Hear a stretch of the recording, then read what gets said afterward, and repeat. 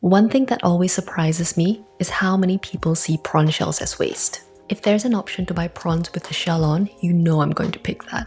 So, trust me when I say, never ever throw the shells of your prawns away. And here's why. Shrimp shells are made of a substance called chitin, and they have lots of flavor compounds, and one of them is called glutamates. Glutamates is one of the key components of umami. You know, umami, the flavor that's a little bit hard to describe, but it's really delicious. That's like our fifth taste. Let me show you how to easily remove prawn shells and how to cook with them. For this, a scissors is best. Just remove the head and the tail, and then make a cut along the shell. Use your fingers to pull it off, and the shell should just slide right off.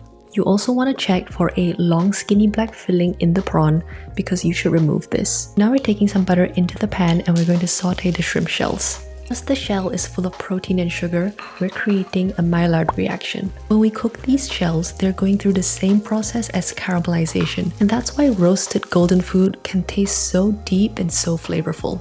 I'm pairing this dish with some noodles and I'm cooking it in a separate pot because the starch from the noodles might ruin the texture. I'm feeling like something spicy, so I'm going to go with a fermented chili bean paste on the base. And because this dish is becoming quite rich, some tomato for acidity.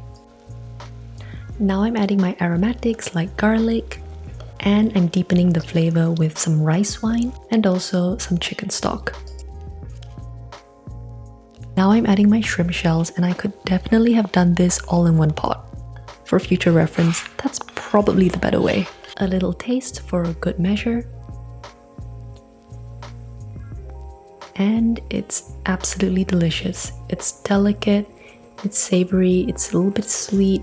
It's a really complex medley of flavors. It's also time to get our noodles, and I like my noodles a little bit chewy, so we don't want to leave them in there for too long.